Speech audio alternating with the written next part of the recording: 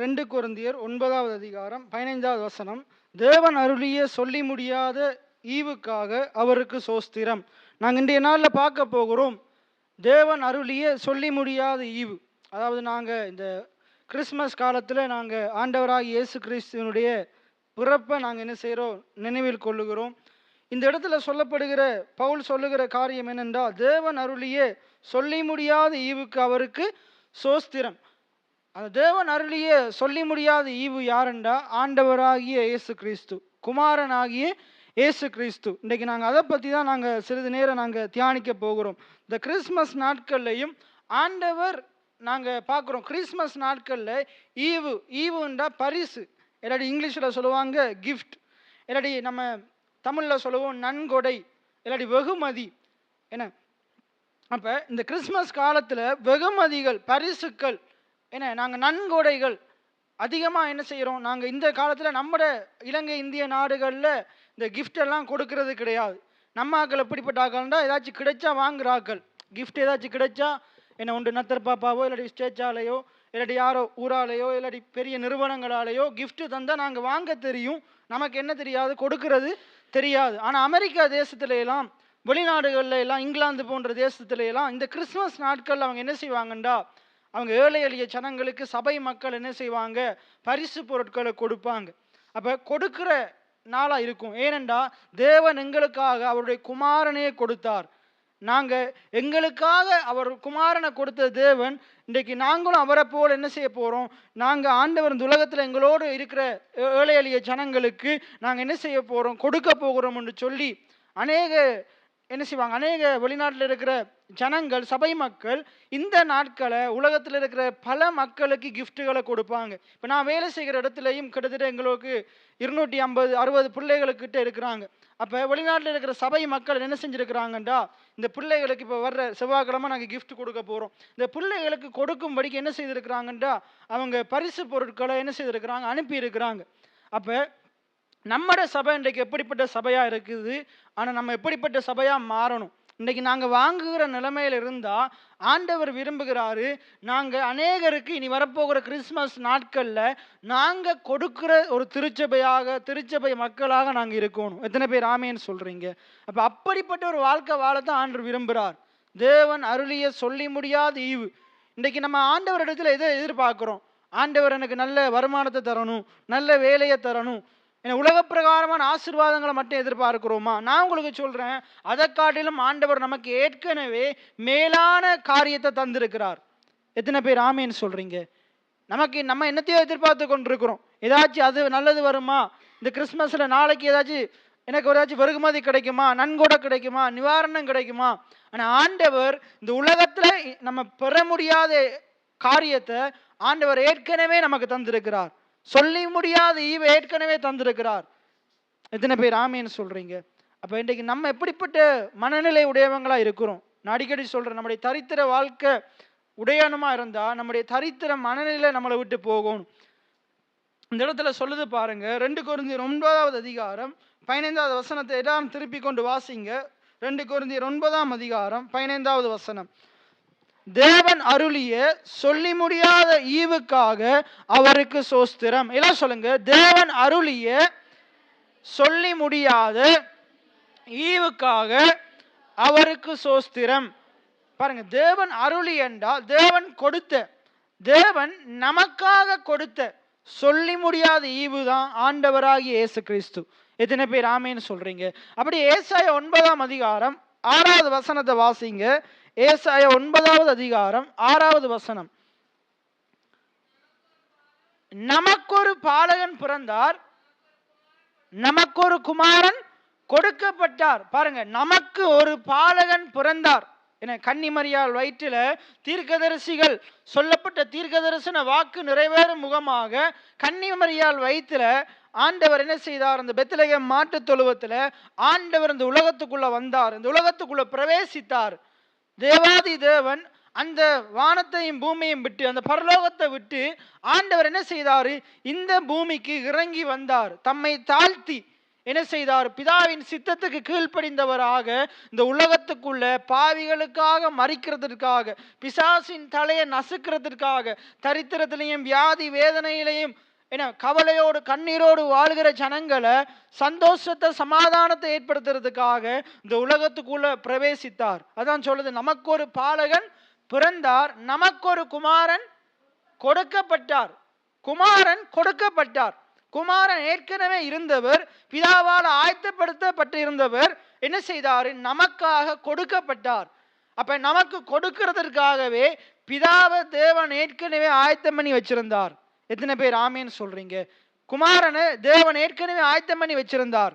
அவர் ஏதோ திடீரென்று முடிவெடுத்து கொடுக்கல.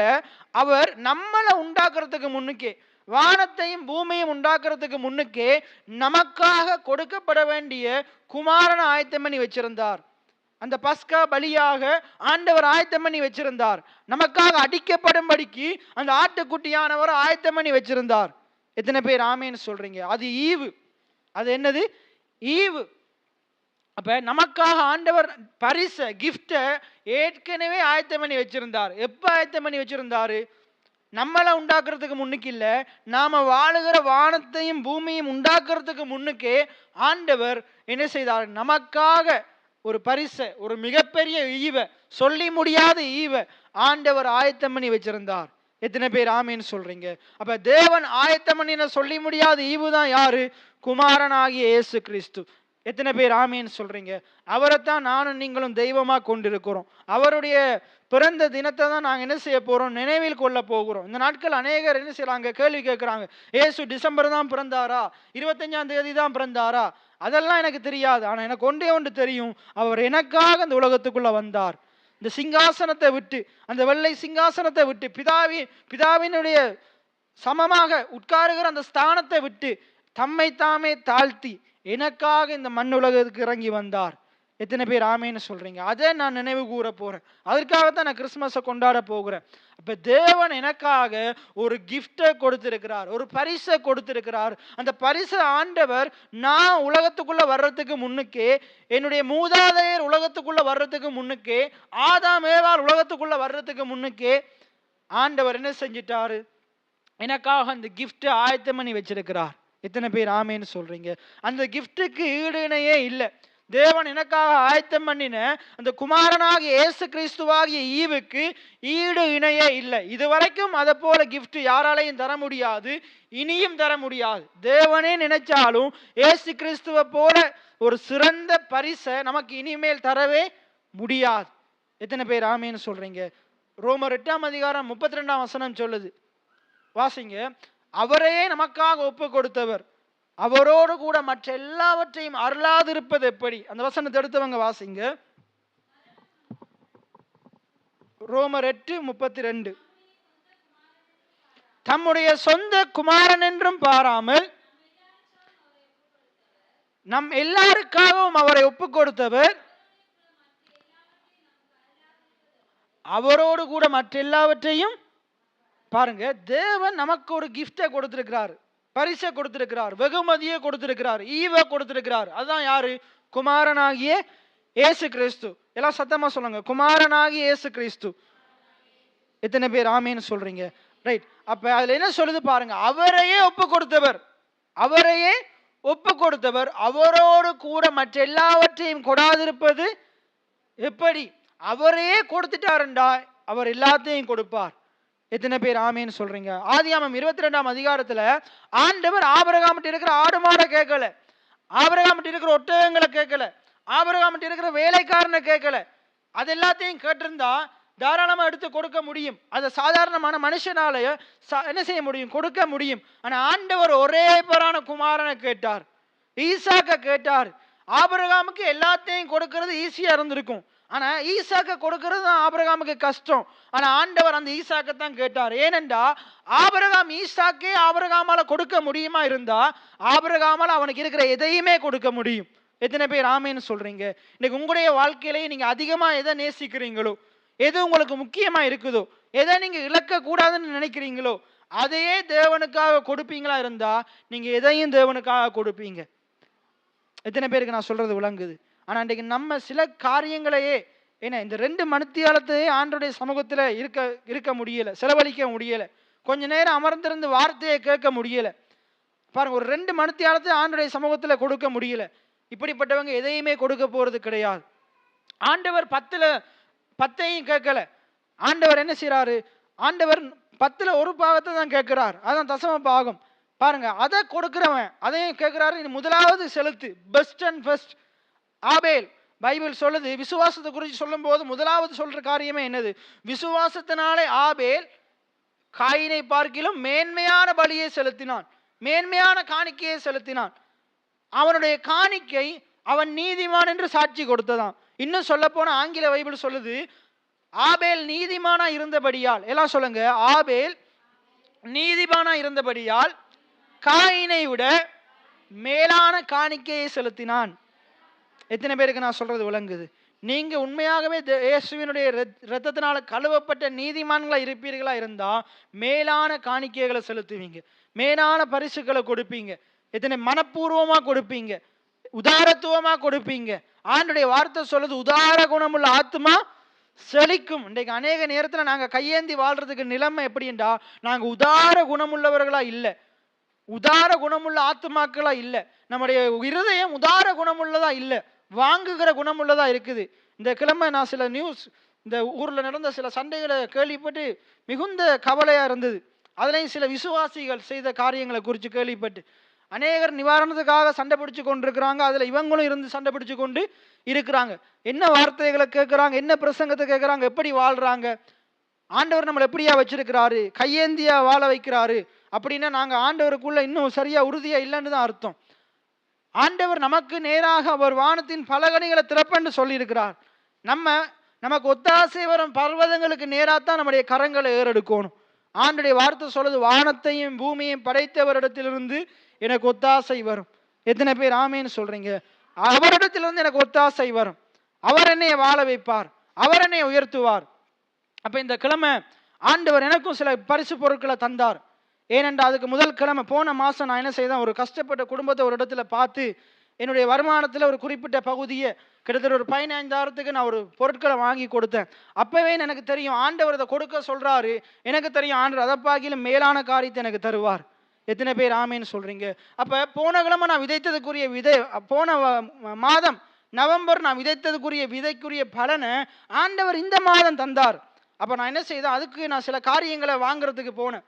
சில காரியங்களை வாங்கிட்டு வரும்போது பாஸ்டர் சொல்றாரு, எப்படி ஐயோ நீ இப்போ போய் வாங்கிட்டு வரையே, யாராச்சும் நமக்கு நிவாரணம் தந்து நம்ம வாங்கிட்டு வர்றோம், பாஸ்டர் எங்களுக்கு தராம அவங்களுக்கு மட்டும் வாங்கி எடுக்கிறாருன்னு நினைப்பாரு. அப்ப நான் சொன்னேன், ஆண்டவர் எனக்கு கொடுத்த காரியத்தில் நான் வாங்குறேன், எனக்கு கொடுத்த அறுவடையில் நான் அந்த காரியத்தை யார் என்ன நினைச்சாலும் எனக்கு பரவாயில்லை. இத்தனை பேருக்கு நான் சொல்றது விளங்குது? கர்த்தர் உங்களுக்கு நீங்க விதைக்கிறதுக்குரிய பலனை தருவார். இன்னைக்கு அறுவடை நிறைய பேருக்கு ஏன் இல்லை தெரியுமா? விதைக்கவே இல்லை. இன்னைக்கு நிறைய பேர் ஏன் தெரியுமா வாங்குற நிலைமையில் இருக்கிறாங்க? அவங்க கொடுக்க பழகலை. ஆண்டுடைய வார்த்தை சொல்லுது, கொடுங்கள் அப்பொழுது உங்களுக்கு கொடுக்கப்படும், அமைக்கி குலுக்கி சரிந்து விழும்படிக்கு உங்கள் மடியிலே கொண்டு வந்து போடுவார்கள். இன்னைக்கு நம்ம மடியை விரிச்சு நீட்டினாலும் ஒன்றுமே வருதில்லை. ஏனென்றா கொடுக்கிறவர்களா நாங்கள் இல்லை. அப்போஸ்தலர் 20ஆம் அதிகாரத்தில் இயேசு சொன்னதாக அங்கே குறிப்பிடப்படுது, வாங்குகிறதை பார்க்கிலும் கொடுப்பதே பாக்கியம் என்று இயேசுவானவர் சொல்லி இருக்கிறாராம். எல்லாம் சொல்லுங்க, வாங்குகிறதை பார்க்கிலும் கொடுப்பதே பாக்கியம். கடந்த 5 வருடமாக இதுதான் என்னுடைய பிரசங்கம். வாங்குகிறவங்களா நீங்க இருக்கக்கூடாது. இன்றைக்கும் இந்த வார்த்தையை நீங்க கேட்டு விசுவாசிக்கலாட்டி, அதன்படி நடக்கிறதுக்கு நீங்க முற்படலாட்டி, இன்னும் 10 வருஷம் எடுத்தாலும் அப்படியே தான் இருக்க போறீங்க. இன்னைக்கு என்னைய பொறுத்த வரைக்கும் இன்றைக்கு வந்திருக்கிற இந்த அழிவுகளுக்கு தேவன் காரணம் அல்ல. எனக்கு தெரிஞ்ச ஆண்டவர் நல்லவராக இருக்கிறார், அவரிடத்துல எந்த மாற்றமும் கிடையாது. ஆண்டுடைய வார்த்தை சொல்லுது, எல்லாம் திருப்பிக் கொள்ளுங்க, யாக்கோப்பு 1ஆம் அதிகாரம் 16, 17வது வசனம். யாக்கோப்பு 1ஆம் அதிகாரம் 16, 17வது வசனம். எல்லாரும் சேர்ந்து நாங்கள் வாசிக்க போகிறோம். யாக்கோப்பு 1ஆம் அதிகாரம் 16, 17வது வசனம். எல்லாம் திருப்பிக் கொள்ளுங்க, என்னோடு சேர்ந்து நீங்க வாசிங்க. யாக்கோப்பு 16ஆம் அதிகாரம் 1ஆம் அதிகாரம் 16வது வசனம். என் பிரியமான சகோதரரே, எல்லாம் சொல்லுங்க, என் பிரியமான சகோதரரே மோசம் போகாதிருங்கள். பக்கத்தில் இருக்கிறாளை பார்த்து சொல்லுங்க, மோசம் போகாதிருங்கள். ஏமாந்து போகாதிருங்கள், வஞ்சிக்கப்படாதிருங்கள். நல்லா உறக்க சொல்லுங்க, ஆணி அடிச்ச மாதிரி சொல்லுங்க. மோசம் போகாதிருங்கள், வஞ்சிக்கப்படாதிருங்கள், ஏமாந்து போகாதிருங்கள். ஏன் சொல்றாருண்டா, நிறைய பேர் கிளம்பி வருவாங்க, என்ன சொல்லுவாங்க, இதெல்லாம் இந்த தீமை நடக்குதா, இதுக்கு கர்த்தர் தான் காரணம். வெள்ளம் வருதா, கர்த்தர் தான் காரணம். கடவுள் தான் இதை கொண்டு வந்தார், கடவுள் தான் அனுமதிச்சார். சூறாவளி வருதா, கர்த்தர் தான் காரணம். உங்க வீட்டில் கஷ்டம் இருக்குதா, கர்த்தர் தான் காரணம். ஆண்டுடைய வார்த்தை சொல்லுது, பிரியமான சகோதரரே மோசம் போகாத, ஏமாந்து போகாத. சில பேர் இப்படி சொல்லுவான், அதை நம்பாத. ஏன்டா கீழே சொல்றாரு பாருங்க, நன்மையான எந்த ஈவும், எல்லாம் சொல்லுங்க, நன்மையான எந்த ஈவும். பாருங்க, தேவன் கொடுக்கிற காரியம் அது நன்மையா மட்டும்தான் இருக்கும். எத்தனை பேர் ஆமேன்னு சொல்றீங்க? நன்மையான எந்த ஈவும், சொல்லுங்க, நன்மையான எந்த ஈவும், பூரணமான எந்த வரமும் பரத்திலிருந்து உண்டாகி சோதிகளின் பிதாவினிடத்திலிருந்து இறங்கி வருகிறது. அவரிடத்தில் யாதொரு மாறுதலும் இல்லை. எத்தனை பேர் ஆமேன்னு சொல்றீங்க? எந்த மாற்றமும் கிடையாது. அவர் நன்மை செய்கிறவராய் இருக்கிறார். அப்போஸ்தலர் 10:38 சொல்லுது, இயேசு இந்த பூமியில வாழ்ந்த நாட்கள்ல அநேகருடைய கண் பார்வையை மூடுறவரா சுட்டி திரிந்தாரு. அநேகருக்கு பிசாசுகள் அவரை தான் கட்டளையிட்டாரு. அப்படியா இருக்குது. அநேகரை வியாதிக்குள்ள கொண்டு வந்தாரு, அநேகரை சபிச்சு கொட்டினாரு. அப்படியா சொன்னாரு. எப்படி வேதம் சொல்லுது, அவர் நன்மை செய்கிறவராய் சுற்றி திரிந்தார். எத்தனை பேர் ஆமேன்னு சொல்றீங்க? அவர் எல்லா இடங்களிலேயும், அங்க இருக்கிற எல்லா பட்டணங்களையும் சுற்றி திரிந்து நன்மை செய்தார். காற்றையும் கடலையும் கொந்தளிக்க வைத்தார். அப்படியா சொல்லுது. கொந்தளிக்கிற காற்றையும் கடலையும் அதட்டினார். அப்ப ஏன் பினகாஸ் இதெல்லாம் நடக்குது? இவ்வளவு தீமை நடக்குது, என்ன காரணம்? இன்னைக்கு இவ்வளவு அநியாய அட்டூழியங்கள் உலகத்துல நடக்குது, என்ன ஏன் இப்படி நடக்குது? கடவுள் தானே, கடவுள் இல்லாம இதெல்லாம் நடக்க முடியுமா?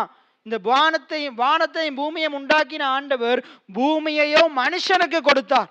வானங்கள் கர்த்தருடையவைகள், பூமியையோ யாருக்கு கொடுத்தாரு? மனுஷனுக்கு கொடுத்தார். எதுக்கு பூமியை மனுஷனுக்கு கொடுத்தாரு?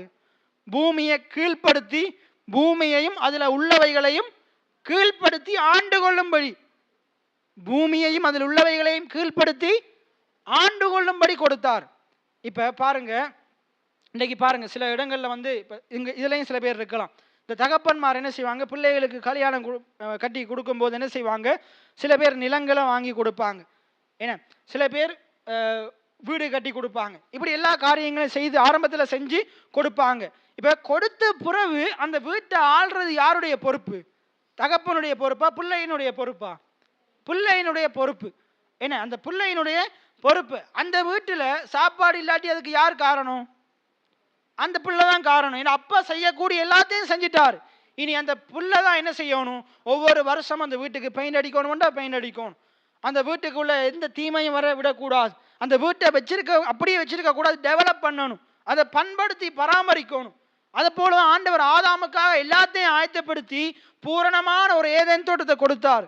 இப்ப ஆண்டவர் ஆதாமுக்கு சொல்றாரு, இது அப்படியே வச்சிருக்காத, என்ன செய், அதை துப்புரவாக்கு, பண்படுத்து.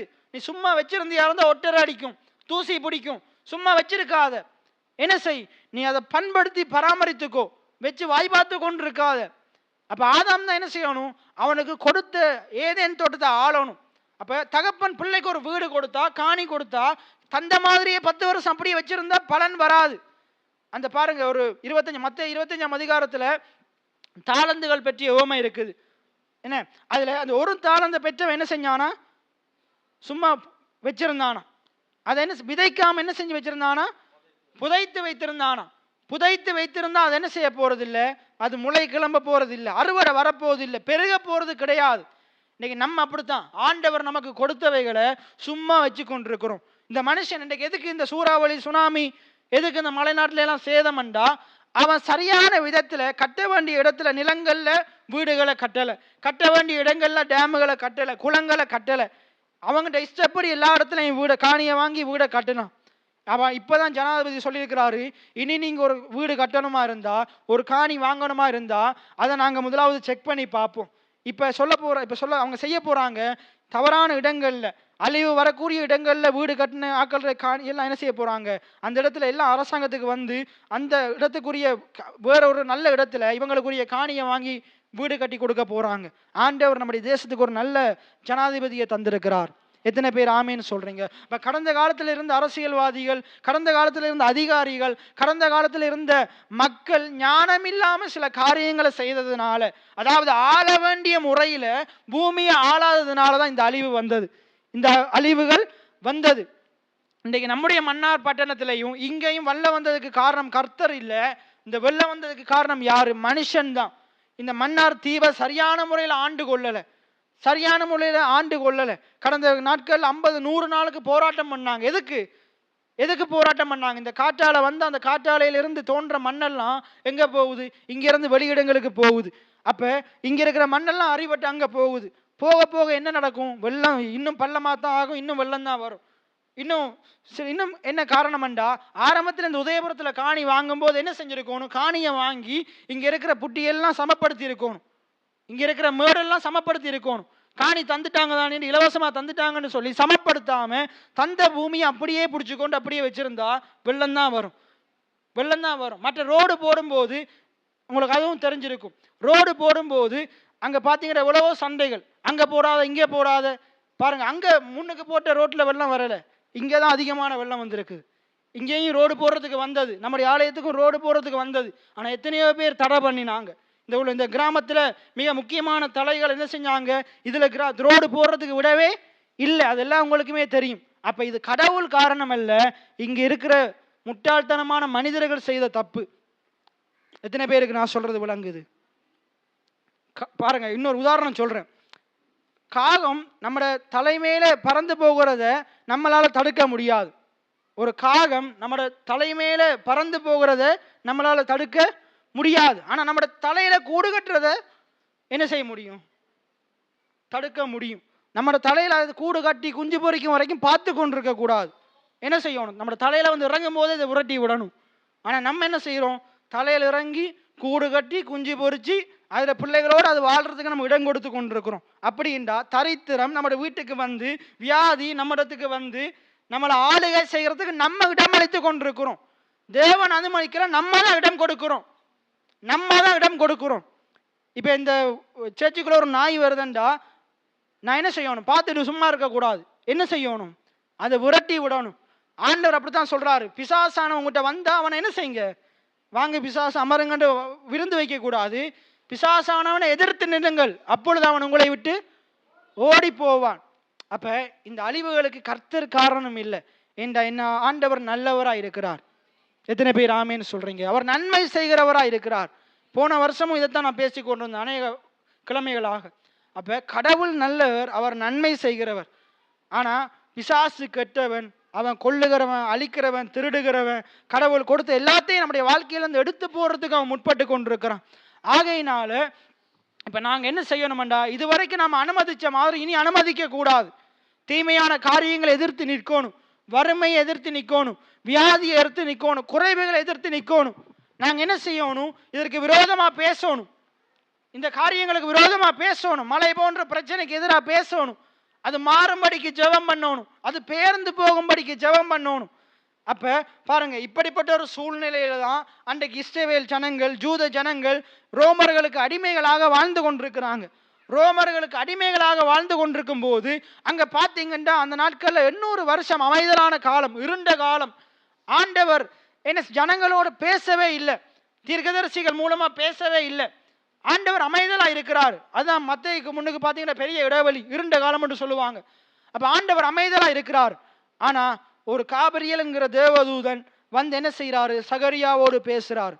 பல வருஷங்களுக்கு பிறகு சகரியாவோடு பேசுறாரு. அப்ப சரி அந்த மனுஷன் நம்பினானா? நம்பவே இல்லை. அவன் என்ன செய்யறான்? சந்தேகப்படுறான். அவனுடைய வாயை மூடிட்டு எலிசபெத்தோடு பேசுறார். அங்க எலிசபெத்து வயிற்றுல பாருங்க, கர்த்தருக்கு வழியை ஆயத்தம் பண்ணுகிற யோவான் ஸ்நானகன் என்ன செய்யறாரு? கற்பந்தரிக்கப்படுறார். அதுக்கு 6 மாதத்துக்கு பிறகு இயேசு கிறிஸ்துவை குறிச்சு மரியாளுக்கு கபிரியேல் தூதனால வாக்கு கொடுக்கப்படுது. அங்க கொடுக்கப்படுது. பழைய ஏற்பாட்டு வார்த்தையின்படி என்ன செய்வார்? அந்த அங்க ஏசாயா 9:6 சொல்லுதே, நமக்கு ஒரு பாலகன் பிறந்தார், நமக்கு ஒரு குமாரன் கொடுக்கப்பட்டார். இன்னும் ஜோவான் மீகா புத்தகத்தில் சொல்லப்பட்ட ஜோவேல் மீகா புத்தகத்தில் சொல்லப்பட்ட வாக்குத்தத்தம் உன்னுடைய வயிற்றுல நிறைவேற போகுது. நீ கர்ப்பவதியாகி ஒரு குமாரனை பெறுவாய், அதற்கு இயேசு என்று பெயரிடுவாயாக, அதற்கு இம்மானுவேல் என்று பெயரிடுவாயாக. அதுக்குரிய அர்த்தம் என்ன? தேவன் நம்மோடு இருக்கிறார். எத்தனை பேர் ஆமேன்னு சொல்றீங்க? அவர் வேற எங்கேயும் இல்லை, அவர் உன்னோடு தான் இருக்கிறார். வானத்தையும் பூமியையும் உண்டாக்கின ஆண்டவர் அவர் உன்னோடு கூட இருக்கிறார். எத்தனை பேர் ஆமேன்னு சொல்றீங்க? அவர் உனக்கு இலவசமாக தேவனால கிஃப்டாக கொடுக்கப்படுறார். இது பரிசு. பரிசை நம்ம யாருக்கு கொடுப்போம்? இன்னைக்கு மனுஷன் பரிசு கொடுக்கும் போது யாருக்கு கொடுப்பான்? இப்ப நீங்க ஒரு கிஃப்ட் கொடுக்கணுமா இருந்தா யாருக்கு கொடுப்பீங்க? பெற தகுதியானவர்களுக்கு தான் கொடுப்பீங்க. அந்த கிஃப்டை பெறதுக்கு தகுதியானவர்களுக்கு தான் கொடுப்பீங்க. ஆனா ஆண்டவர் அந்த கிஃப்டை, இயேசுவை தேவன் யாருக்கு கொடுத்தாரு? எல்லாம் திருப்பி கொள்ளுங்க. ரோமர் 5ஆம் அதிகாரம், ரோமர் 5ஆம் அதிகாரம், ரோமர் 5ஆம் அதிகாரம் 6வது வசனத்தை ஒருவர் வாசிங்க. அன்றியும் நாம் பலவீனம் உள்ளவர்களாய் இருக்கும் போது குறித்த காலத்தில் கிறிஸ்து அக்கிரமக்காரருக்காக, பாருங்க, தேவன் அருளிய சொல்லி முடியாத ஈவுதான் யாரு? தேவன் அருளிய சொல்லி முடியாத ஈவுதான் யாரு? குமாரனாகி, எல்லாம் சொல்லுங்க, குமாரனாகிய இயேசு கிறிஸ்து. தேவ குமாரனாகிய இயேசு கிறிஸ்து. அப்ப தேவன் நமக்கு கொடுத்த ஈவு தான் என்னது? குமாரனாகிய இயேசு கிறிஸ்து. ரைட். இப்ப இந்த தேவன் கொடுத்தவர் யாரு? தேவன். எல்லாம் சொல்லுங்க, கொடுத்தவர் யாரு? தேவன். ரைட். கொடுக்கப்பட்ட பரிசு என்ன? கொடுக்கப்பட்ட பரிசு என்ன? இயேசு கிறிஸ்து, குமாரனாகிய இயேசு கிறிஸ்து. யாருக்கு கொடுத்தாரு? நமக்கு கொடுத்தார். யாருக்கு கொடுத்தாரு? நமக்கு கொடுத்தார். ரைட். இப்ப நம்ம யாருன்னு பார்க்க போறோம். நம்ம எப்படிப்பட்டவங்களா இருக்கும் போது கொடுத்தார். நம்ம நல்லவங்களா இருக்கும் போது கொடுக்கல, நம்ம நீதிமான்களா இருக்கும் போது கொடுக்கல. ஆனா வேதம் எப்படி சொல்லுது பாருங்க. அந்த 6வது வசனத்தை எல்லாரும் சேர்ந்து நாங்க வாசிக்க போகிறோம். என்னோட சேர்ந்து வாசிங்க. அன்றியும் நான் பலனற்றவனா இருக்கும்போது, அன்றியும் நான் பலனற்றவனா இருக்கும்போது குறித்த காலத்தில் கிறிஸ்து அக்கிரமக்காரனான எனக்காக மரித்தார். எத்தனை பேர் ஆமேன்னு சொல்றீங்க? நாம் பலனற்றவனா இருக்கும்போது, பலவீனனா இருக்கும்போது, நான் அக்கிரமக்காரனா இருக்கும்போது, தேவனுடைய வார்த்தைக்கு விரோதமா பாவம் செய்கிறவனா இருக்கும்போது, தேவனை அறியாதவனா இருக்கும்போது, எனக்காக அவருடைய ஒரே பிரான குமாரனையே கொடுத்தாராம். நான் நல்லவனா இருக்கும் போது இல்லை, வல்லவனா இருக்கும் போது இல்லை, நான் ஆண்டவருக்கு கீழ்ப்படுகிறவனா இருக்கும் போது இல்லை, நான் ஆண்டவருக்கு விரோதமானவனா இருக்கும் போது, ஆண்டவர் எனக்காக அவருடைய குமாரனை மரிக்கிறதுக்கு ஒப்பு கொடுத்தாராம். அதுவும் மரிக்கிறதுக்கு ஒப்பு கொடுத்தாராம். நான் என்னைய வாழ வைக்கும்படி தம்முடைய குமாரன மரணத்துல என்ன செய்தார்? அவரை தண்டித்தார். நான் நித்திய காலமா அவரோடு வாழும்படிக்கு நித்திய காலமா வாழ வேண்டிய இயேசு கிறிஸ்துவை நமக்காக கல்வாரி சிலுவையில மரிக்கிறதுக்கு ஒப்பு கொடுத்தாராம். எத்தனை பேர் ஆமீன்னு சொல்றீங்க? அடுத்தது பாருங்க, அடுத்த 8ஆம் வசனத்தை வாசிப்போம். நாம் பாவிகளா இருக்கையில் கிறிஸ்து நமக்காக மரித்ததினாலே, ரைட், அதை புறா பார்ப்போம். முதலாவது பார்த்தோம், நம்ம எல்லாம் சொல்லுங்க, நான் பலவீனம் உள்ளவனா இருக்கும் போது, எல்லாம் சத்தமா சொல்லணும், நான் பலவீனம் உள்ளவனா இருக்கும் போது, நான் அக்கிரமக்காரனா இருக்கும் போது, தேவன் அவருடைய குமாரனை எனக்காக ஒப்பு கொடுத்தார். எத்தனை பேர் ஆமீன்னு சொல்றீங்க? இந்த வசனம் சொல்லுது, நான் பாவியா இருக்கும் போது. எல்லாம் சொல்லுங்க, நான் பாவியா இருக்கும் போது. பாவின்னா யாரு? தேவனை விட்டு தூரமா வாழ்றவன், தேவன் அற்றவனா வாழ்றவன், தேவனுடைய வார்த்தைக்கு விரோதமா செயற்படுகிறவன். அப்ப சொல்லுங்க, நான் பாவியா இருக்கும் போது தேவன் எனக்காக அவருடைய குமாரனை ஒப்பு கொடுத்தார். எத்தனை பேர் ஆமீன்னு சொல்றீங்க? அப்படியே 10ஆம் வசனத்தை பாருங்க. நாம் தேவனுக்கு சத்துருக்களாய் இருக்கையில் அவருடைய குமாரனின் மரணத்தினாலே, ரைட், இதுல சொல்லுது மேல முதலாவது நம்ம பார்த்தோம், 6ஆம் வசனம் என்ன சொல்லுது? நாம் பலனற்றவங்களா இருக்கும் போது, நாங்க அக்கிரமக்காரரா இருக்கும் போது. 8ஆம் வசனம் என்ன சொல்லுது? நாங்க பாவிகளா இருக்கும் போது. இப்ப 10ஆம் வசனம் என்ன சொல்லுது? நாங்க தேவனுக்கு சத்துருக்களா இருக்கும் போது. எப்படி இருக்கும் போது? பைபிள்ல பழைய ஏற்பாட்டுல வசனம் சொல்லுது, சத்துருக்களை நேசியுங்கள், உங்களை சத்துருக்களுக்கு ஆகாரம் கொடுங்கள், புசிக்கிறதுக்கு ஆகாரம் கொடுங்க, சத்துருக்களுக்கு குடிக்கிறதுக்கு தண்ணியே கொடுங்க. அதை இயேசு செய்து காட்டுறார். எத்தனை பேர் ஆமேன்னு சொல்றீங்க? சத்துருக்களை நேசிக்கிறார், சத்துருக்களுக்காக தன்னுடைய ஜீவனையே கொடுக்கிறார். நம்ம தான் எப்படி வாழ்ந்தோம்? தேவனுக்கு சத்துருக்களா வாழ்ந்தோம். கொலோசியர் 2ஆம் அதிகாரம் 15ஆம் வசனம், இது அப்படியே வைத்துக்கொண்டு கொலோசியர் 2ஆம் அதிகாரம் 1 தொடக்கம் வாசிங்க.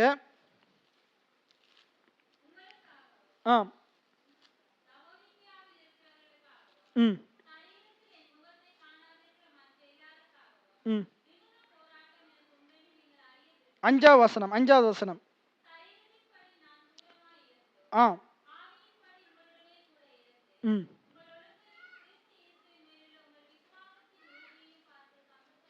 அப்படி எபேசியர் 2ஆம் அதிகாரம் 1 தொடக்கம் வாசிங்க. எபேசியர் 2ஆம் அதிகாரம் 1 தொடக்கம் பாருங்க. ரைட். அக்கிரமங்களினாலும் பாவங்களினாலும் மரித்தவர்களாயிருந்த என்னை, ரைட், அங்க நாங்க பார்த்தோம். அங்க நம்ம என்ன பார்த்தோம்? ரோமர் 5ஆம் அதிகாரத்துல என்ன பார்த்தோம்? 6ஆம் வசனத்துல, நாங்க பலனற்றவர்களா இருக்கும் போது, எல்லாம் சொல்லுங்க, நான் பலனற்றவனா இருக்கும் போது, அக்கிரமக்காரனா இருக்கும் போது இயேசு எனக்காக மரித்தார். எத்தனை பேர் ஆமேன்னு சொல்றீங்க? அடுத்தது 6ஆம் வசனம் சொல்லுது நாம் சத்துருக்களா இருக்கும் போது. 10ஆம் வசனம் சொல்லுது நாம் சத்துருக்களா இருக்கும் போது. 8ஆம் வசனம் சொல்லுது நான் பாவியா இருக்கும் போது. அப்ப என்னோட சேர்ந்து சொல்லுங்க, நான் பலனற்றவனா இருக்கும் போது, நான் அக்கிரமக்காரனா இருக்கும் போது, நான் பாவியாக இருக்கும் போது, நான் சத்துருவாக இருக்கும் போது, தேவன் அவருடைய ஒரே பேரான குமாரனை எனக்காக கொடுத்து என்னை மீட்டெடுத்தார். எத்தனை பேர் ஆமேன்னு சொல்றீங்க? இந்த வசனம் சொல்லுது பாருங்க, அக்கிரமங்களிலும் பாவங்களிலும் மரித்தவர்களா இருந்த போது. என்ன சொல்லுங்க? நான் அக்கிரமங்களிலும் பாவங்களிலும் மரித்தவனாயிருந்த போது. அப்படின்னு என்ன அர்த்தம்? நான் அக்கிரமம் செய்து பாவம் செய்து தேவனை விட்டு தூரமா இருக்கும் போது ஆண்டவர் எனக்காக அவருடைய உயிரையே கொடுத்தார். எத்தனை பேர் ஆமேன்னு சொல்றீங்க? இன்றைக்கு பாருங்க, உங்களுக்கு விரோதமா நீங்க எவ்வளவு நன்மை செய்தும் உங்களுக்கு விரோதமா ஒரு காரியத்தை செஞ்சுட்டான். அவன் என்ன செஞ்சுட்டான்? உங்கள்ட்ட இருக்கிற ஒரு 20 லட்சம் பணத்தை ஏமாத்திட்டு அவன் என்ன செஞ்சுட்டான்? வெளிநாட்டுக்கு போயிட்டான், தப்பி போயிட்டான். இப்ப உங்களை விட்டு அவன் தூரமா இருக்கிறான். இப்ப இந்த கிறிஸ்மஸுக்கு நீங்க அப்படிப்பட்டவனுக்கு உங்களோட பரிசு அனுப்புவீங்களா? ஒரு 10,000 அனுப்புறீங்க, அவனுக்கு நீங்க அனுப்புவீங்களா? நம்மெல்லாம் இங்க இருக்கிற நல்லவனுக்கே அனுப்ப மாட்டோம். ஆனா அவனுக்கு அனுப்புவோமா? ஆனா ஆண்டவர் அப்படிப்பட்டவனுக்கு தான் நன்மை செய்தார். எத்தனை பேருக்கு நான் சொல்றது விளங்குது? உங்களுக்கு விரோதமா உங்களை ஏமாத்தி, உங்களுக்கு விரோதமா பேசி, உங்களை பத்தி தேவையில்லாதெல்லாம் சொல்லி உங்களை சிறையில் அடைக்க வச்சவனுக்கு நீங்க ஒரு கிஃப்டை கொடுப்பீங்களா? கொடுக்க மாட்டீங்க. எந்த மனுஷனும் கொடுக்க மாட்டான். இன்னும் என்ன செய்வான்? அவன் மனசுல வச்சிருந்து அன்றைக்கு அவன் செஞ்சானே, அன்றைக்கு அவன் இப்படி எனக்கு செஞ்சிட்டான்னு சொல்லி சொல்லி சொல்லி அதை மறக்காம இங்கேயே வச்சு அவனுக்கு அவங்க நமக்கு ஒன்று பண்ணுனா நம்ம ஒரு 10 பண்ணு வரைக்கும் நம்முடைய ஆத்மா கூட்டிலேயே அடங்காது. அவனுக்கு ஏதாச்சும் மாறி அவனுக்கு செய்யும் வரைக்கும் நம்ம என்ன செய்ய மாட்டோம்? நம்மளோட மனம் என்ன செய்யாது? ஆத்மா கூட்டில் அடங்காது. அவனுக்கு ஏதாச்சும் செஞ்ச பிறகுதான் நம்ம விடுவோம். ஆனால் ஆண்டவர் அப்படிப்பட்ட ஆட்களுக்கு தான் நன்மை செய்தார். எத்தனை பேருக்கு நான் சொல்றது விளங்குது? பாருங்க, நாங்கள் அக்கிரமக்காரனா இருக்கும்போது, பாவிகளா இருக்கும்போது, அக்கிரமங்களிலும் பாவத்திலும் மரித்தவர்களா தேவனை விட்டு பிரிந்து போன போது தேவன் எங்களுக்காக அவருடைய குமாரனை மரிக்கிறதுக்கு ஒப்பு கொடுத்தார். எத்தனை பேர் ஆமீன்னு சொல்றீங்க? நமக்காக கிஃப்டை கொடுத்தார், நமக்காக பரிசை கொடுத்தார். நம்ம பரிசே கொடுக்க மாட்டோம், கொடுத்தாலும் நம்ம இப்படிப்பட்ட ஆட்களுக்காக நம்ம கொடுக்க மாட்டோம். ஆனால் ஆண்டவர் ஒரு சிறந்த கிஃப்டை கொடுத்தாரு. யாருக்காக கொடுத்தாரு? அவருக்கு விரோதமான இருந்த ஜனங்களுக்காக, பாவம் செய்த ஜனங்களுக்காக, அவருக்கு சத்துருக்களாக இருந்த ஜனங்களுக்காக, அக்கிரமம் செய்த ஜனங்களுக்காக, அவருடைய நியாயப்பிரமாணத்தை மீறின ஜனங்களுக்காக நன்மை செய்தார். இஸ்ரவேல் ஜனங்கள் ஒவ்வொரு அற்புதங்கள் செய்ய நல்லது செய்யறவங்களாவா இருந்தாங்க, தேவனை ஆராதிக்கிறவங்களாக இருந்தாங்க, விக்கிராராதனைக்காரரா இருந்தாங்க, விபச்சாரம் செய்கிறார்களா இருந்தாங்க, பொல்லாத காரியங்களை நடப்பிக்கிறார்களா இருந்தாங்க. ஆனா ஆண்டவர் அவங்க மாறணும் என்று திரத்தி அவங்களுக்கு நன்மை செய்து கொண்டே இருந்தார். அவர் செய்த நன்மைகளை அநேக ஜனங்களை மாத்திச்சு. இன்னைக்கு நான் உங்களை என்ன சொல்றேன்டா, அவர் உங்களுக்கு நன்மை செய்தே உங்களை மாத்துவார். பேதுருவோட படகை நிரப்பியே ஆண்டவர் பேதுருவை மனமாற வைத்தார். எத்தனை பேர் ஆமேன்னு சொல்றீங்க? அதான் நாங்க படிக்கிறோம். ஏன் எனக்கு இந்த நன்மையை தர்றீங்க? இந்த நன்மையை பெறதுக்கு நான் தகுதியற்றவனா இருக்கிறேனே. கிருபைன்னா என்ன தெரியுமா? தகுதியற்றவனுக்கு தேவன் காட்டு இரக்கம் தான் கிருபை. எத்தனை பேர் ஆமேன்னு சொல்றீங்க? அப்படியே பாருங்க, அவைகளில் நீங்கள் 2ஆம் வசனத்தை பாருங்க. எபேசியர் 2:2. நாங்க அக்கிரமங்களிலும் பாவத்திலும் மரித்து நாங்க என்ன செய்தோமா? முற்காலத்துல என்ன செய்தோமா? இந்த உலக வழக்கத்தின்படி, உலகம் வாழுகிற வாழ்க்கையின்படி, உலகத்துல மற்ற மனுஷன் நடக்கிறது போல நாங்களும் நடந்து கொண்டிருந்தோமா? வாசிங்க. நாங்களும் உலகத்தார போல ஆண்டுடைய வார்த்தைக்கு கீழ்ப்படியாம வாழ்ந்து கொண்டிருந்தோம். இப்பயும் அநேகர் அப்படித்தான் வாழ்றீங்க. இப்பயும் இந்த இடத்துல இருக்கிற அநேகர் ஆண்டுடைய வார்த்தைக்கு கீழ்ப்படியாம தான் நடக்கிறோம். ஆண்டுடைய வார்த்தைக்கு விரோதமா தான் நடக்கிறோம். நான் உங்களுக்கு சொல்றேன், அப்படி இருந்தும் ஆண்டு உங்களை நேசிக்கிறார். நீங்க மாறணும் என்று விரும்புகிறார். நீங்க மனம் திரும்பணும் என்று விரும்புகிறார். நீங்க அந்த பாவத்தை எல்லாம் தூக்கி எறியணும் என்று ஆண்டு விரும்புகிறார். எத்தனை பேர் ஆமேன்னு சொல்றீங்க? ஆண்டு உங்களை நேசிக்கிறார். தொடர்ந்து வாசிங்க.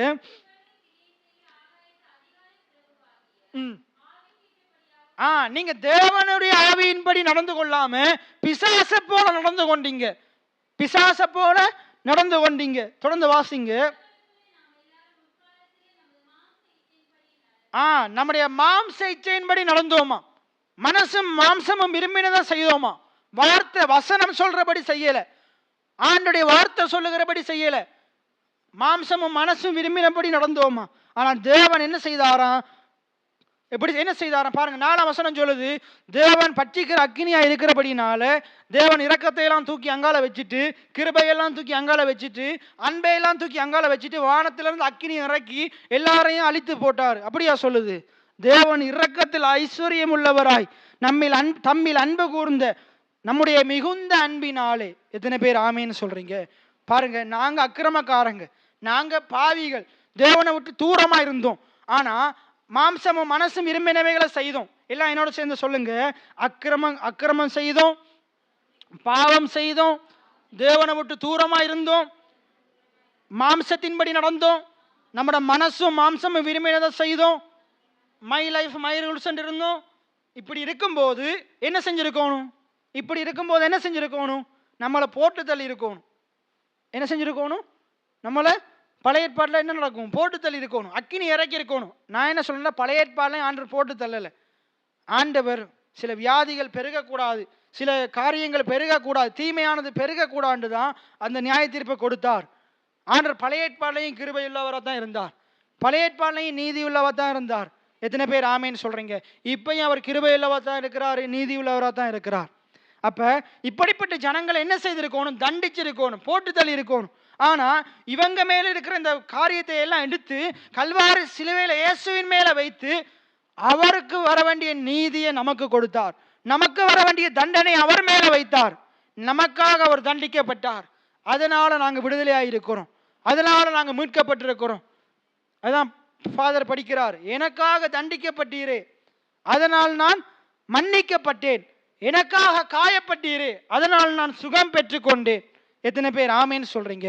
நமக்காக நம்ம மேல வர வேண்டிய தண்டனையை, நாங்க தான் அக்கிரமக்காரர்கள், நாங்க தான் பாவிகள், நாங்க தான் சத்துருக்கள், ஆனா நம்ம மேல வர வேண்டிய தண்டனையை, ஆக்கின தீர்ப்பை கல்வாரி சிலுவையில இயேசுவின் மேல ஊற்றி அவருக்கு வர வேண்டிய கிருபையை, தயவை எல்லாத்தையும் ஆண்டவர் நம்ம மேல ஊற்றினார்.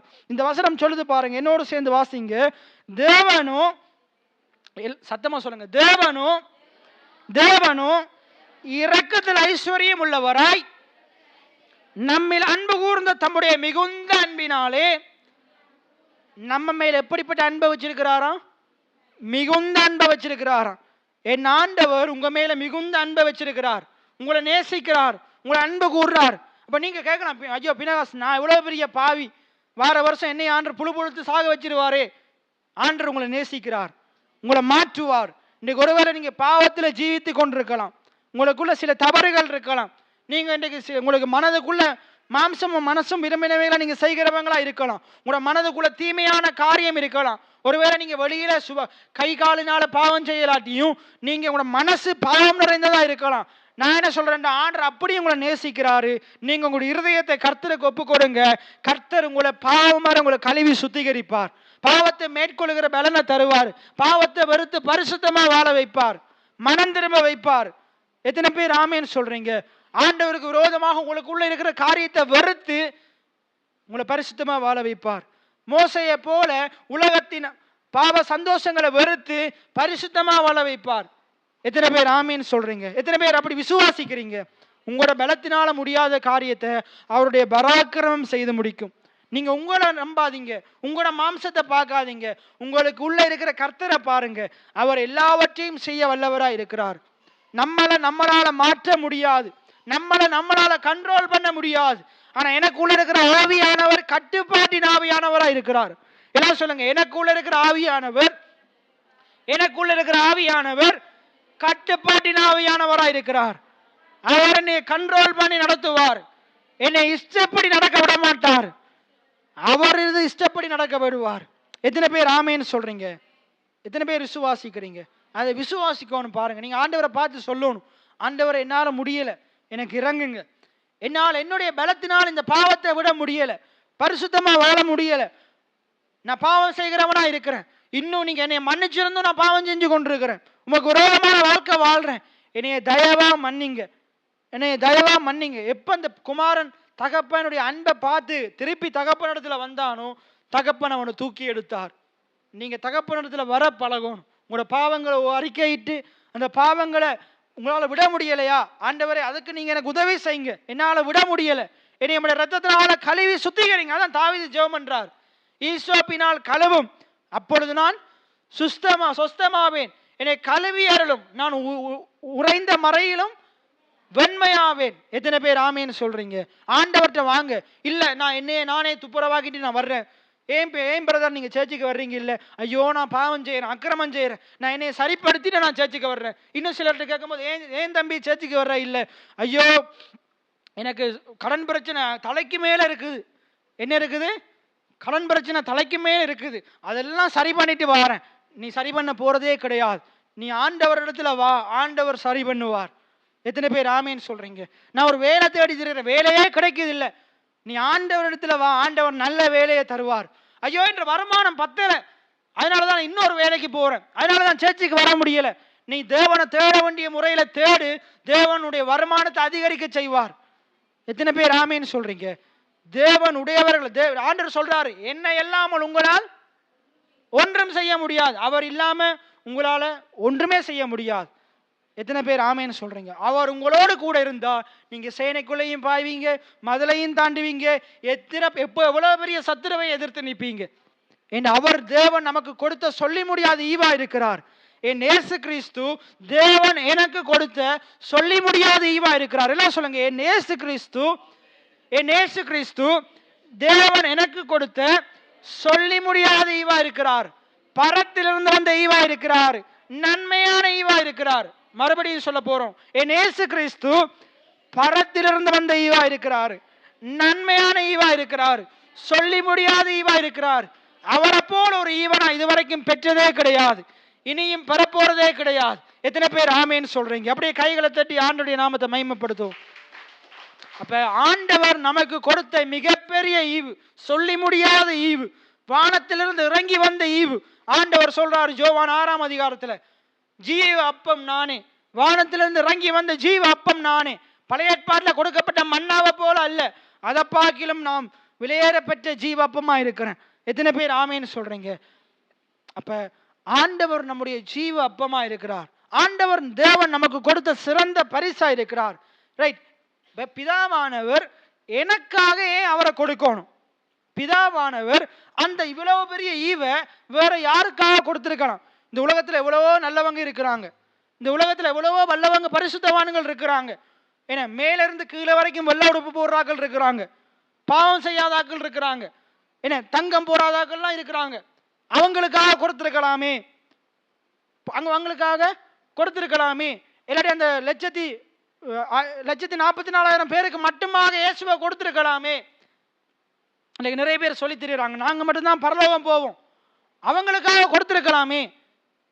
ஆனா ஆண்டவர் அவங்கள மட்டும் அன்பு கூறல. யோவான் 3:16 சொல்லுது, ஆண்டவர் பெந்தகோஸ்து சபையினரை அன்பு கூர்ந்தார், ஆண்டவர் மெதடிஸ்ட் சபையினரை அன்பு கூர்ந்தார், ஆண்டவர் இந்த சபையினரை கத்தோலிக்க சபையினரை அன்பு கூர்ந்தார். அப்படி பைபிள் சொல்லல.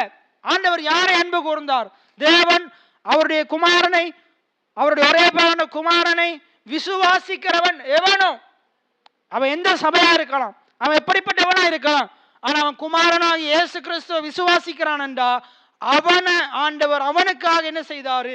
அவனுக்காகத்தான் எல்லாத்தையும் செய்தார். அவனுக்காகத்தான் ஆண்டவர் அவன் மேல் அன்பா இருக்கிறார். இன்னும் சொல்ல போனா அந்த அதுல சொல்லுது, தேவன் தம்முடைய ஒரே பேரான குமாரனை விசுவாசிக்கிறவன் எவனோ அவன் கெட்டு போகாமல் நித்திய ஜீவனை அடையும்படிக்கு அவரை தந்தருளி இவ்வளவாய் உலகத்தில் அன்பு கூர்ந்தார். ஆனா ஆங்கில பைபிள் அப்படி சொல்லல. எப்படி சொல்ல தெரியுமா? அவர் உலகத்தை அன்பு கூர்ந்தபடியால், அவர் உலகத்தில் இருக்கிற ஜனங்களை அன்பு கூர்ந்தபடியால் தம்முடைய குமாரனை கொடுத்தார். தம்முடைய குமாரனை கொடுத்தார். அவர் அன்பு கூர்ந்தபடினால்தான் கொடுத்தார். முதலாவது அன்பு, விசுவாசம், நம்பிக்கை, அன்பு. இவைகளில் அன்பே பெரியது, அன்பே மேலானது. அந்த அன்பை நாடுங்கள் என்று வேதம் சொல்லுது. ஆண்டவர் அன்புள்ளவராய் இருக்கிறார். தேவன் அன்பாய் இருக்கிறார். அன்பில்லாதவன் தேவனை அறியான். தேவன் அன்பாகவே இருக்கிறார். அப்ப அந்த பைபிள் என்ன சொல்லுது? ஆங்கில பைபிள் சொல்லுது, தேவன் உலகத்தை அன்பு கூர்ந்தாராம். உலகத்தில் இருக்கிற எல்லா ஜனங்களையும் அன்பு கூர்ந்தாராம். அவ எந்த 7 கண்டத்துல எந்த கண்டத்திலும் இருக்கலாம். ஆண்டவர் 7 கண்டத்தில் இருக்கிற ஒவ்வொரு ஜனங்கள் மேலே அன்பா இருக்கிறார். 800 கோடி ஜனங்கள் மேலே அன்பா இருக்கிறார். எத்தனை பேர் ஆமேன்னு சொல்றீங்க? இலங்கையில இருக்கிற 20,14,000 பேர் 17,000 பேர் மேலே ஆண்டவர் அன்பா இருக்கிறார். ஐயோ பினகாஸ் அவன் தான் கஞ்சா கருத்துறவன் ஆச்சு, அவன் கஞ்சா குடிக்கிறவன் ஆச்சு. ஆண்டவர் அவன் மேலே அன்பா இருக்கிறார். அவன் மேல் அன்பா இருக்கிறார். அவன் ஆண்டவர் அறியணும் என்று விரும்புகிறார். அவன் அதை ஆண்டவர் அறிஞ்சு அதை தூக்கி எறியணும் என்று விரும்புகிறார். நான் அந்த கஞ்சாவை நேசிக்கிறத விட நான் ஆண்டவர் அதிகமாக நேசிக்கிறேன். ஆண்டவர் மேல உள்ள நேசத்தினால் அந்த கஞ்சாவை தூக்கி எறியணும் என்று விரும்புகிறார். ஒருத்தன் விபச்சார பாவத்தில் பிடிபட்டு இருந்தா அவன் ஆண்டவருடைய நேசத்தினால நிறைந்து அந்த விபச்சார பாவத்தை விட்டு விடணும் என்று தேவன் விரும்புகிறார். எத்தனை பேருக்கு நான் சொல்றது விளங்குது? ஒருத்தன் தன்னுடைய தொழில் மேல அன்புள்ளவனா இருந்து தொழில் ஆண்டவருக்கு கொடுக்க வேண்டிய காரியத்தை விட தேவனுக்கு முக்கியத்துவம் கொடுக்காம தொழிலுக்கு முக்கியத்துவம் கொடுத்தா அவன் ஆண்டுடைய அன்பினால நிறைந்து தன்னுடைய தொழிலை ஒரு பக்கம் வச்சுட்டு ஆண்டவருக்கு முக்கியத்துவம் கொடுக்கணும்னு விரும்புகிறார். எத்தனை பேருக்கு நான் சொல்றது விளங்குது? இன்னைக்கு ஆண்டவருக்கு தலைக்கு மேல ஆண்டவரை வைக்காம என்னத்தையெல்லாம் தூக்கி வச்சிருக்கிறீங்களோ, ஆண்டவர் நீங்க ஆண்டுடைய நேசத்தினால நிறைந்து தலைக்கு மேல வச்ச மற்ற காரியங்கள்லாம் இறக்கி வைக்கணும்னு தேவன் விரும்புகிறார். கர்த்தர் மேல உன்னுடைய பாரத்தை எல்லாம் வைத்து விடு. உன்னுடைய வேலையை கர்த்தரிடத்தில் ஒப்புக்கொடு. உன்னுடைய படிப்பை கர்த்தரிடத்தில் ஒப்புக்கொடு. என்னுடைய ஊழியத்தை கர்த்தரிடத்தில் ஒப்பு கொடுக்கிறேன். கர்த்தர் எல்லாவற்றையும் பார்த்து கொள்ளுவார். எத்தனை பேர் ஆமேன்னு சொல்றீங்க? அவர் என்னோட கூட இருந்தா போதும். அவர் சொல்றார் பாருங்க, 100 சொல்றார், ஒரு வார்த்தை சொல்லும் என் வேலைக்காரன் சொஸ்தம் அடைவான். எத்தனை பேர் ஆமேன்னு சொல்றீங்க? வானத்தையும் பூமியையும் படைத்த கர்த்தர் என்னோடு இருந்தா போதும், என்னால எல்லாம் கூடும். எத்தனை பேர் ஆமேன்னு சொல்றீங்க? எனக்கு முன்பாக எதுவும் எதிர்த்து நிற்காது. ஆண்டவர் யோசுவா காத்தானே சொல்றாரு, ஒருவனும் உனக்கு முன்பாக எதிர்த்து நிற்பதில்லை, நான் உன்னை விட்டு விலகுவதும் இல்லை, உன்னை கைவிடுவதும் இல்லை. அதை பவுல் எடுத்து சொல்றாரு. இப்படி சொல்லி இருக்கிறாரு. ஆகையால் கர்த்தர் எனக்கு சகாயர், நான் பயப்படேன், மனுஷன் எனக்கு என்ன செய்வான் என்று சொல்லுவோமே. எத்தனை பேர் ஆமேன்னு சொல்றீங்க? கர்த்தர் உங்கள் சகாயரா இருக்கிறார். நீங்க பயப்படாதீங்க. கர்த்தர் எல்லாவற்றையும் நன்மையா மாற்றுவார். எத்தனை பேர் ஆமேன்னு சொல்றீங்க? இங்க நடந்த எல்லாத்துக்கும் கர்த்தர் காரணம் இல்லை. யார் காரணம்? மனுஷன் தான் காரணம். இன்றைக்கு அதான் நான் முதல் சொன்னது போல, காக்கா மேல பறக்கிறத தடுக்க முடியாது, காக்கா தலையில கூடு கட்டுறத தடுக்க முடியும். நான் உங்களுக்கு என்ன சொல்றேன்டா, தரித்திரம் பக்கத்து வீட்டுக்காரனுக்கு வரலாம், முன்கு வீட்டுக்காரனுக்கு வரலாம், சைட் வீட்டுக்காரனுக்கு வரலாம். உங்களோட வீட்டுக்குள்ள தரித்திரம் வரக்கூடாது. வாதை பொல்லாப்பு என்ன மரண இருள் எல்லாம் அங்கால சுத்தி வரலாம். உங்களை அணுக கூடாது, உங்களை அணுக கூடாது. இஸ்ரவேல் ஜனங்களை ஆண்டவர் மீட்கிறதுக்காக மோசை அனுப்பும் போது 10 வாதைகளை பார்வோனத்தில் போயிட்டு சொல்றான். அந்த வாதைகள் எல்லாம் அங்க இருக்கிற எகிப்தியர் வீட்டுக்கு வந்தது, ஒன்றுமே இஸ்ரவேல் வீட்டுக்கு வரல. ஒரு வாதை இஸ்ரவேலரை சேதப்படுத்தல. ஏனென்ற இஸ்ரவேல் ஜனங்களோடு கர்த்தர் கூட இருந்தார். இத்தனைக்கு இஸ்ரவேல் ஜனங்கள் நல்லவங்களா வல்லவங்களா? பாவிகள், ஆண்டவருக்கு விரோதமாக முறுமுறுக்கிற ஜனம்.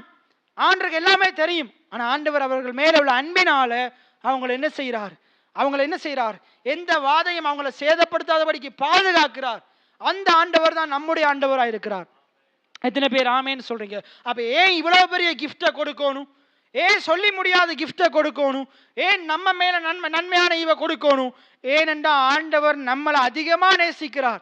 நம்ம மேல மிகுந்த அன்புள்ளவராய் இருக்கிறார். உங்க மேல மிகுந்த அன்புள்ளவராய் இருக்கிறார். உங்க மேல மிகுந்த அன்புள்ளவராய் இருக்கிறார். உங்களோட தகப்பன், தாய், பிள்ளைகள், உங்களோட உற்றார் உறவினர், நண்பர்கள், வெளிநாட்டில் இருக்கிற மாமா, வெளிநாட்டில் இருக்கிற அக்கா, இவங்கெல்லாம் நேசிக்கிறத விட கர்த்தர் உங்களை அதிகமாக நேசிக்கிறார். உங்களோட பாஸ்டர் உங்களை நேசிக்கிறத விட கர்த்தர் அதிகமாக நேசிக்கிறார். எத்தனை பேர் ஆமேன்னு சொல்றீங்க? ஆண்டவர் உங்களை நேசிக்கிறார். அவருடைய சிநேகம் அனாதி சிநேகமா இருக்குது. அவருடைய நேசம் மாறாதது. அவருடைய நேசம் மாறாதது. அந்த அன்பை புரிந்து கொள்ளுங்க. அந்த அன்புக்காக எல்லாத்தையும் தூக்கி எறியலாம். அந்த அன்புக்காக எல்லாத்தையும் தூக்கி எறியலாமா இல்லையா? அந்த அன்புக்காக எல்லாத்தையும் தூக்கி எறியலாம்.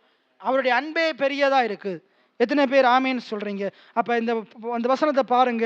தேவனோ இரக்கத்தில் ஐஸ்வர்யம் உள்ளவராய் நம்மில் அன்பு கூர்ந்த மிகுந்த அன்பினாலே, நான் அக்கிரமக்காரனா இருக்கும்போது, நான் பாவியா இருக்கும்போது, நான் பலனற்றவனா இருக்கும்போது, நான் சத்துருவா இருக்கும்போது, எனக்காக ஆண்டவர் என்ன செய்தாராம்? அக்கிரமக்காரருக்காக ஆண்டவர் என்ன செய்தாராம்? அக்கிரமங்களில் மரித்தவர்களாக இருந்த எங்களுக்காக என்ன செய்தாராம்? கிறிஸ்துவ மரிக்க வைத்து, அவரை உயிரோடு எழுப்பி, நம்மையும் அவரோடு கூட பாவத்துக்கு மரிக்க வைத்து நீதிமான்களாக ஆண்டவர் எழுப்பி இருக்கிறார். எத்தனை பேர் ஆமீன்னு சொல்றீங்க?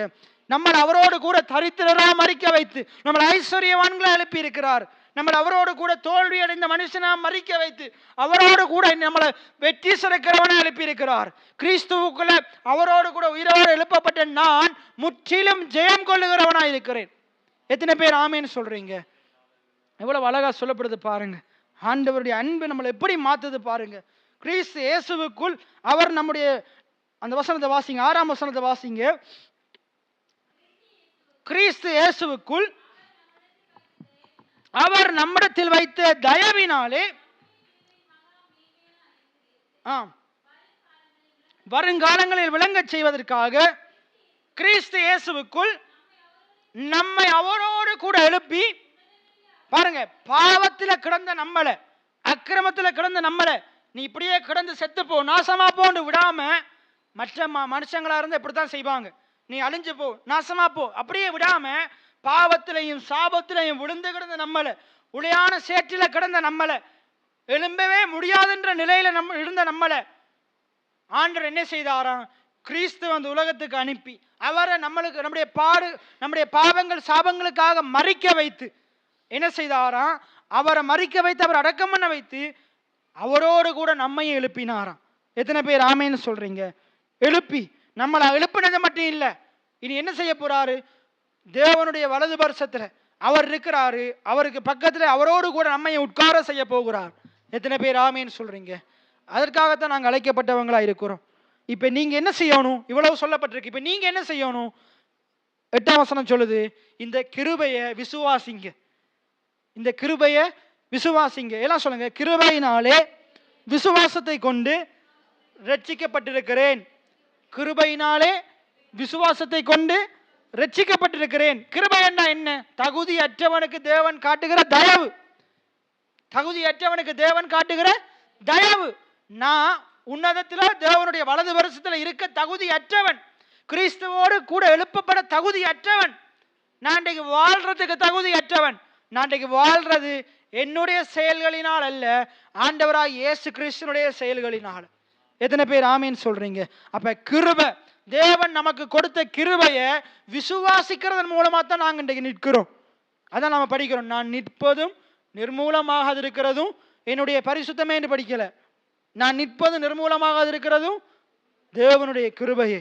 எத்தனை பேர் ஆமேன்னு சொல்றீங்க? இது உங்களால் உண்டானதல்ல. எல்லாம் சொல்லுங்க. இது என்னால் உண்டானதல்ல. இது என்னால் உண்டானதல்ல. இது தேவனுடைய ஈவு. அப்படின்னா என்னது? தேவன் கொடுத்த இயேசுவினால வந்தது. தேவன் கொடுத்த அந்த ஈவாகிய இயேசுவினால வந்தது. எல்லாம் சொல்லுங்க.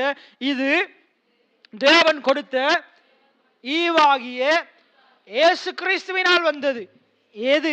ரட்சிப்பு, மீட்பு, சுகம், செழிப்பு, ஆசீர்வாதம். என்னுடைய வாழ்க்கைக்கு தேவையான எல்லா நன்மையும் ஆண்டவர் எனக்கு கொடுத்த இயேசுவினால தான் வரும். அப்போ உங்களுடைய வாழ்க்கையில ஒரு நல்லது தேவைப்படுதா? நன்மையான காரியம் தேவைப்படுதா? நீங்க இயேசுவை பிடிச்சு கொள்ளுங்க. இயேசுவுக்குள்ள எல்லாமே இருக்குது. இயேசுவுக்குள்ள எல்லாமே இருக்குது. எத்தனை பேர் ஆமேன்னு சொல்றீங்க? எத்தனை பேர் ஆமேன்னு சொல்றீங்க?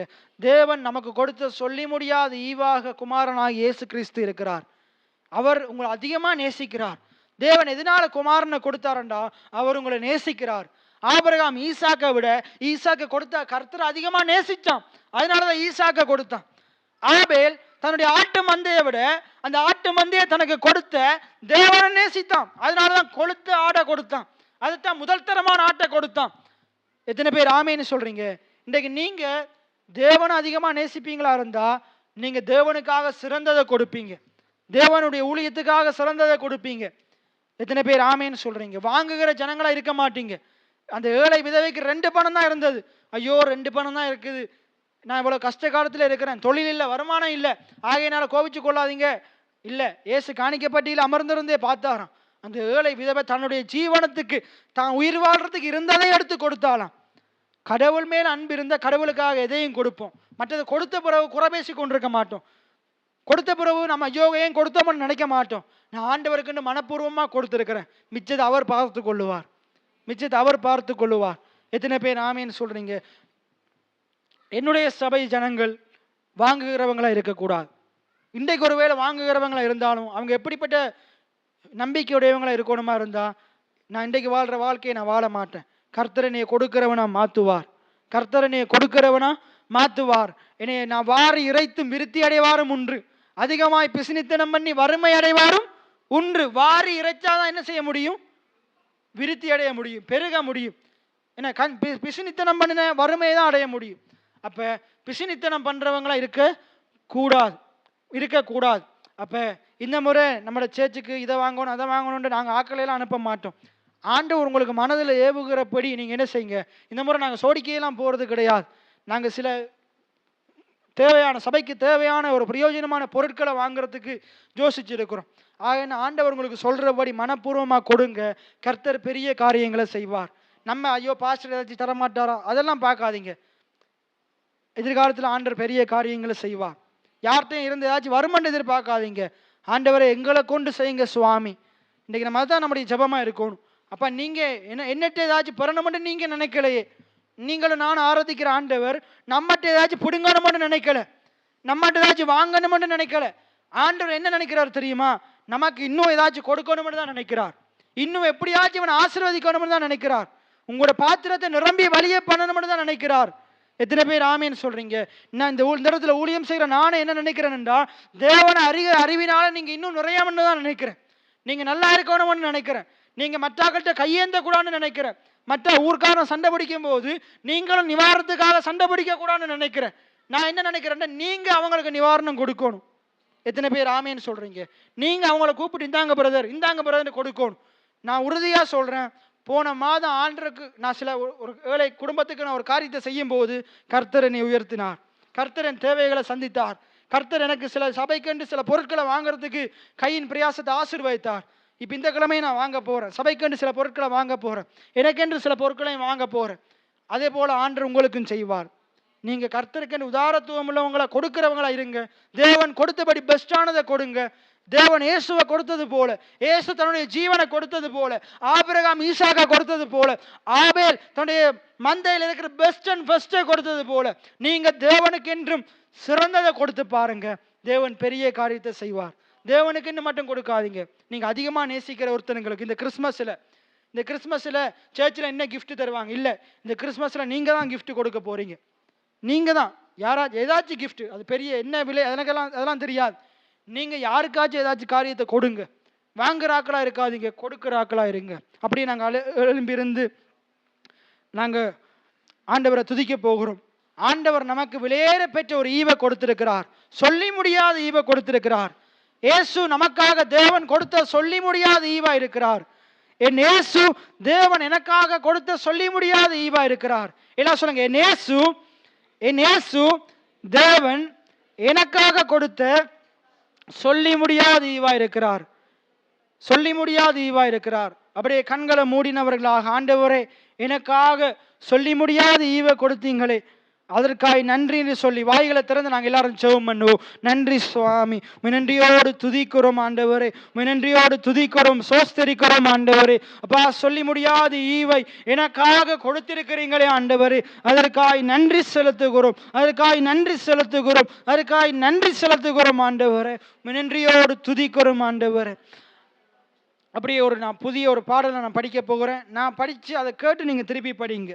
என்னேசு எனக்காய் யாவையும் செய்து முடித்தாரே, சிலுவையில் இரத்தம் சிந்தியே நல்மீட்பை பெற்று தந்தார். என்னேசு எனக்காய்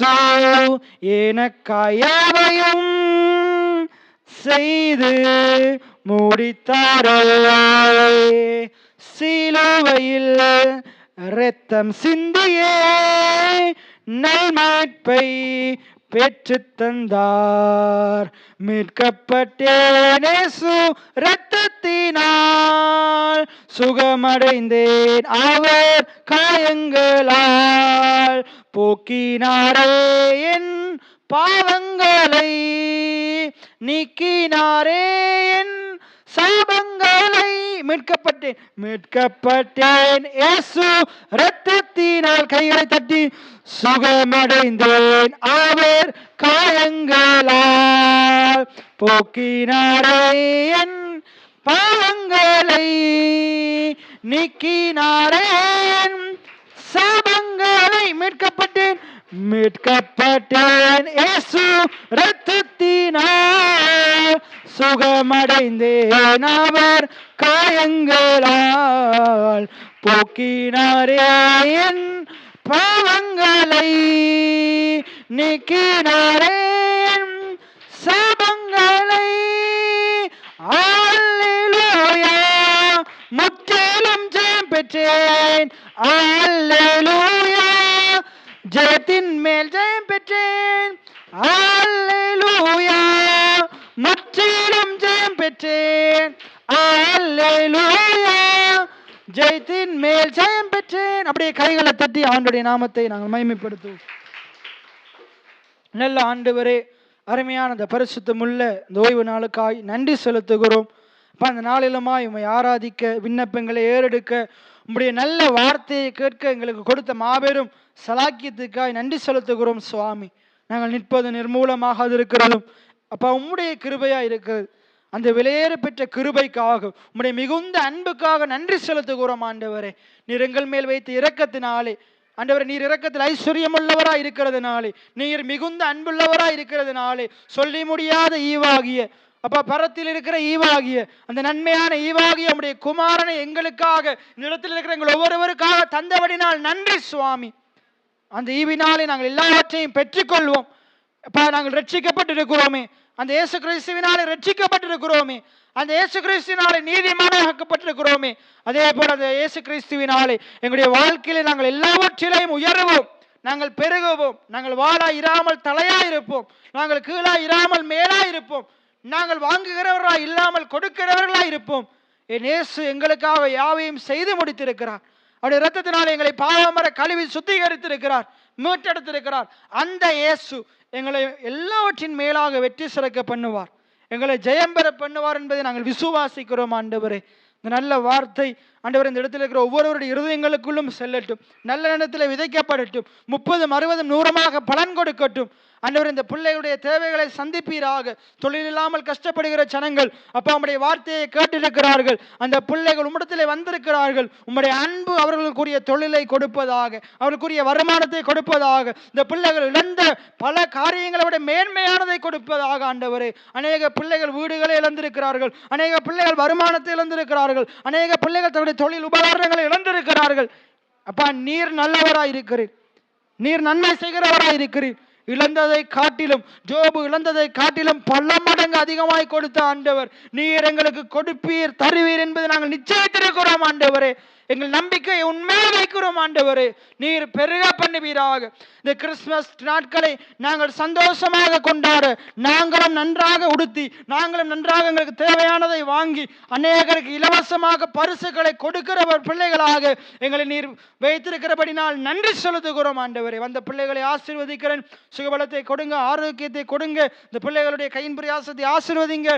ஆலயத்துக்கென்று, ஊழியத்துக்கென்று இந்த கிறிஸ்துமஸ் நாட்களிலே சில பொருட்களை வாங்குவதற்கு உற்சாகமாக, தரமான பொருட்களை நாங்கள் வாங்குவதற்கு நாங்கள் எல்லாரும் உற்சாகமாக கொடுக்க எங்களுடைய கையின் பிரயாசத்தை ஆசீர்வதிக்க வேண்டும்படியா செபிக்கிறோம் ஆண்டவரே.